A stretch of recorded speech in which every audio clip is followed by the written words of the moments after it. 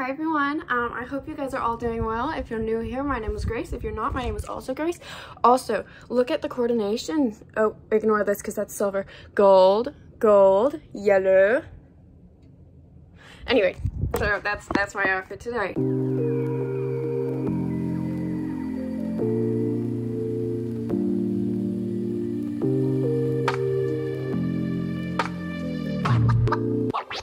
I thought today, because I've talked about this on my Instagram, I post a lot about OCD on there.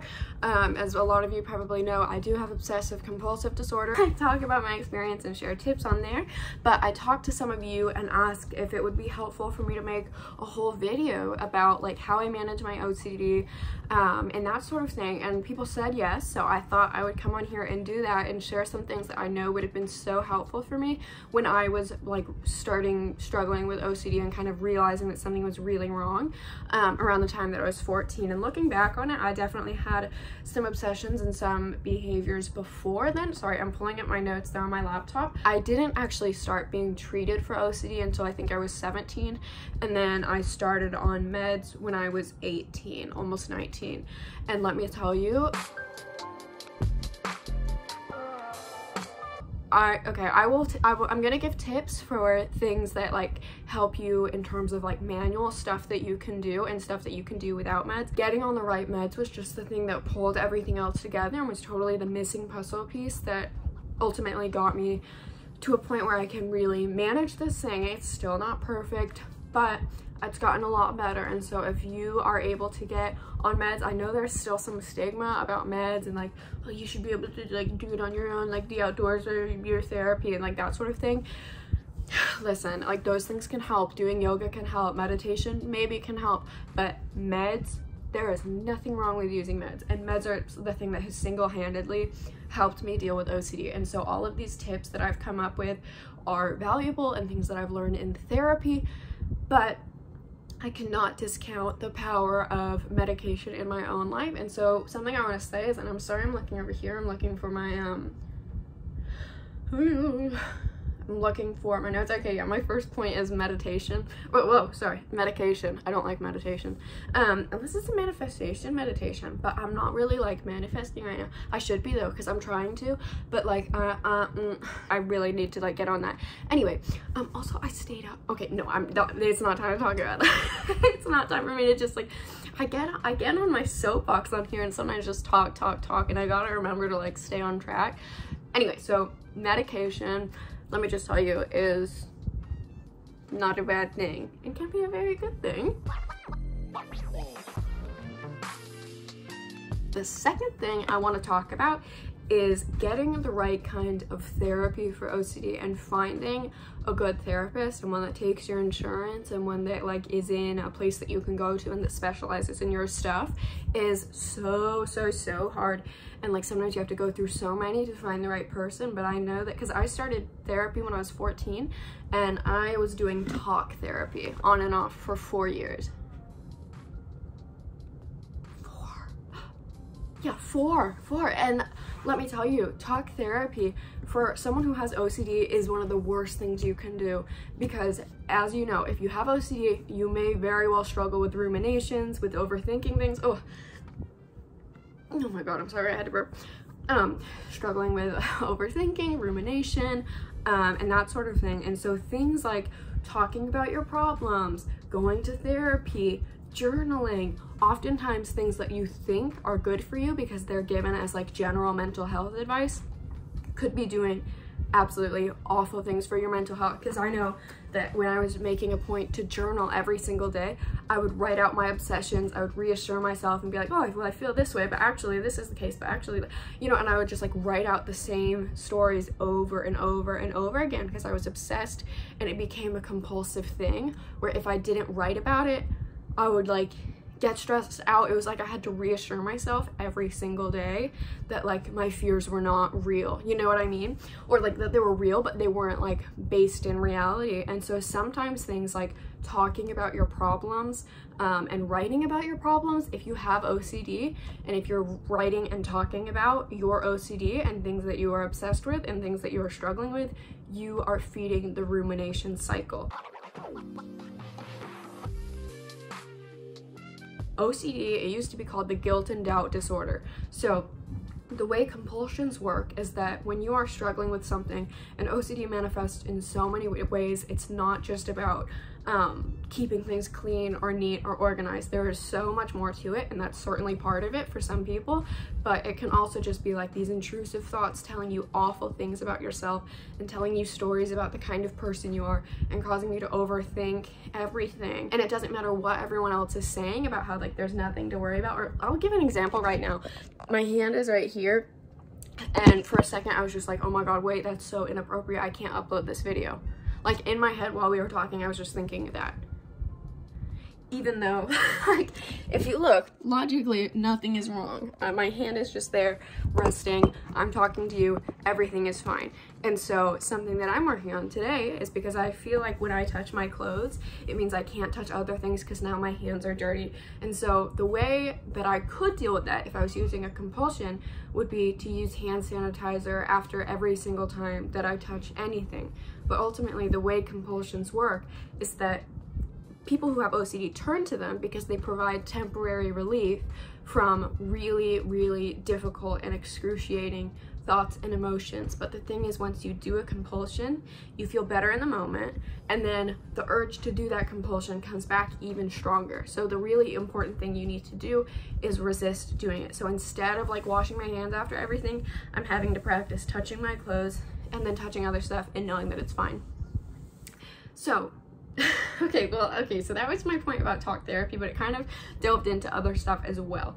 So I want to also tell you about 3 techniques that are very helpful for me. And one of them is when I was talking about on my Instagram story today, and I have a highlight for OCD on my page, so that you can look on there and see the kind of tips I've given or different posts that I've shared that I've found helpful. But the first one is the 30-minute wait technique. And so what that is, and I learned this in therapy, is that when you have the urge to do a compulsion, instead you set a timer for 30 minutes. And you go, if at the end of this 30 minutes I still want to do the compulsion, that's okay. But for the next 30 minutes, I'm going to delay doing that, focus on doing things that calm me down or distract me, whether it's going for a walk, listening to a podcast, watching a show, reading a book, whatever it may be. And tell yourself during that time, remind yourself what you already know, which is that doing the compulsion will feed the cycle and make you feel so much worse long term, even if it helped a little bit in the moment. And so you set a timer for 30 minutes, and maybe at the end of that 30 minutes, when you've had time to think about it and had time to calm down, maybe you will still want to do the compulsion, and maybe you will. And you know what? Sometimes that happens because we're human and we're not perfect, and OCD is really, really, really hard. So I am not the best about this, but like, I'm not trying to talk about this like I don't do compulsions because blah, blah, blah.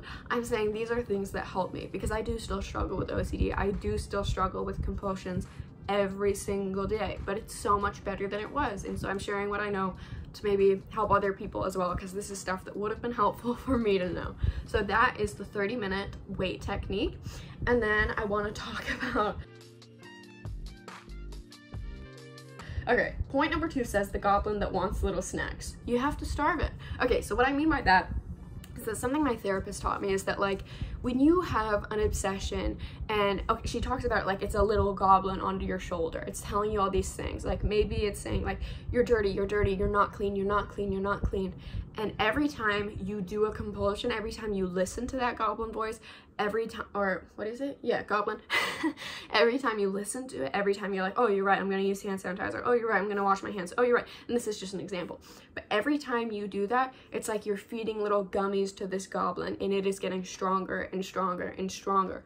And so when you listen to it, and when you do what it tells you, because the goblin is representative of OCD, it is getting stronger, and it's gonna come back even more powerfully. And so what you have to do is you have to starve that goblin and stop giving it little gummies and little snacks by doing compulsions. And I know this is like a childish way to think about it, but it literally helped me. So what you have to do is you have to think about, well, you don't have to think about it like it's a goblin, but when you're using this technique, you think about it like, this is not me, this is just a goblin, and I have to starve it so that it becomes less powerful.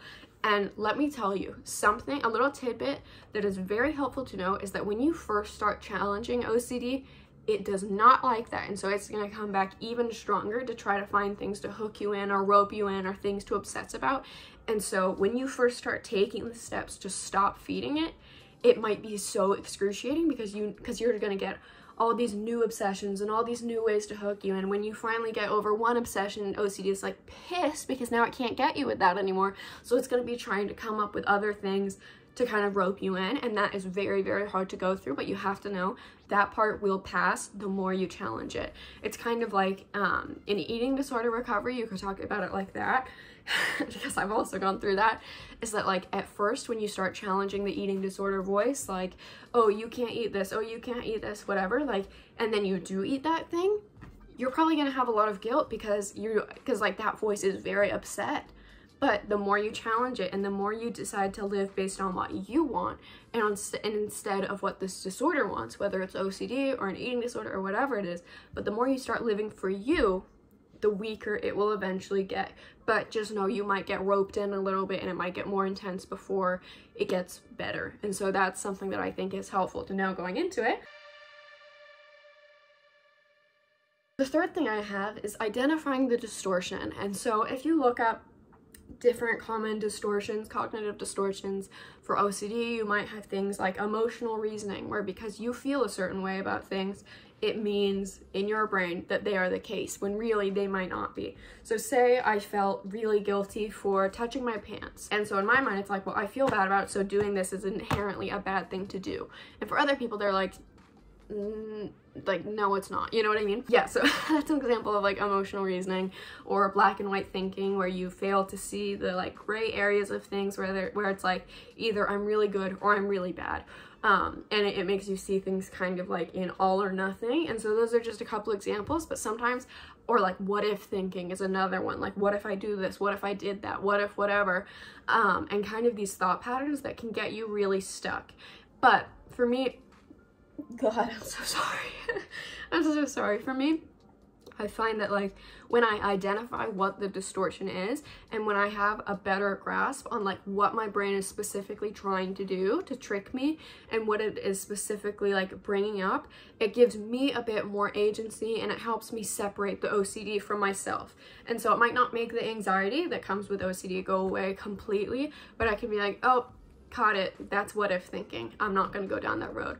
Or like, yep, I'm definitely doing some black and white thinking right now. Because sometimes just like having that little dialogue with yourself and being able to talk to the disorder and separate yourself from it can be very helpful. And then my fourth tip is the abstract technique. This will be helpful for people who have like rumination or like real event OCD or that kind of thing. I don't know if it'll be very helpful if it's just if it's like other stuff, but something I can tell you is that like I used to obsess, I still do, obsess about past events, and like even if a situation was perfectly fine, I would just like stress about it and think about it and go over the facts over and over and over again. And of course, every time you do that compulsively, you're making the urge to do the compulsion even stronger. And so what my therapist taught me is to think about it like, you know, when you read an academic study or a journal, and even if you don't read the whole thing, there's still an abstract at the front that tells you the gist of what's in there.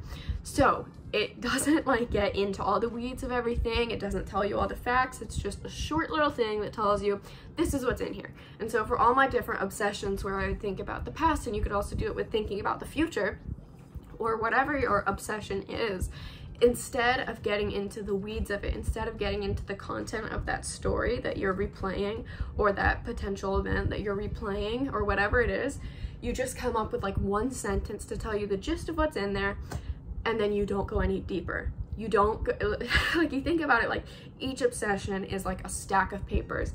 And so instead of going through every single one of them, because oftentimes people with OCD feel like they need to review facts or review memories or like do a lot of mental checking. So this is a way that keeps you from having to go through all of that. So you just say this little abstract to yourself. Let's just keep going with like the touching clothing example. I'll use that. Like I could be like, OCD is telling me that I am contaminated, but I know it's just emotional reasoning. Instead of getting into all the weeds of it, you just read that first part in your mind and you're like, okay, that's all we're getting into it. We did that, now we're moving on. We're not going through all the pages, we're just doing that, moving on. My fifth tip is that, okay, I wrote down, quote, I'll worry about it when it becomes a real world problem. So this is not always the most helpful, but something I think about when I'm really struggling with something or I'm really overthinking. I go like, I'll worry about this when it becomes an issue, because I know that 99.99% of the time, if not 100% of the time, my obsessions don't actually reflect any actual issues, you know? And so I'm like, you know what? I don't need to worry about this right now.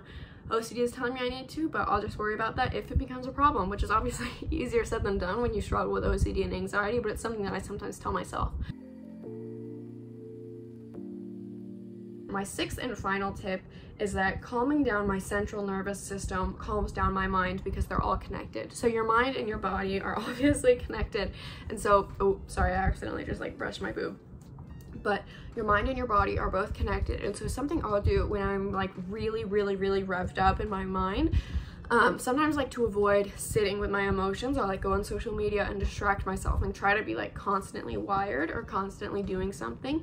And instead, what I need to do is usually take a phone break, just be off there for a few hours and do something that I know will actually help me feel good and get that energy out. And a way that I love to get that energy out is through exercise. You know, I'll go for a walk, listen to a podcast, I might work out, and just do something to kind of calm down my body, because my logic is like, if I can exhaust my body or tire myself out, it then sometimes translates to my mind and calms us all down. Or if I lay on my back and take 10 deep breaths and I just slow down my body and get my heart to stop racing and get all that stuff to just kind of slow down, it will also translate to helping me mentally. And so, yeah, those are my tips for managing OCD. I can do another video. Oh, sorry, I keep accidentally brushing my boob. I can do another video about this. I don't really have any other tips right now. So, but yeah, that's the tips that I have for today, and I hope you enjoyed this video. I hope it helps you, and if it doesn't, or if you don't have OCD, you can always share it with someone who does and something that might help them. But yeah, so I hope you learned something. I hope you enjoyed this video, and thank you so much for watching, and I will see you soon.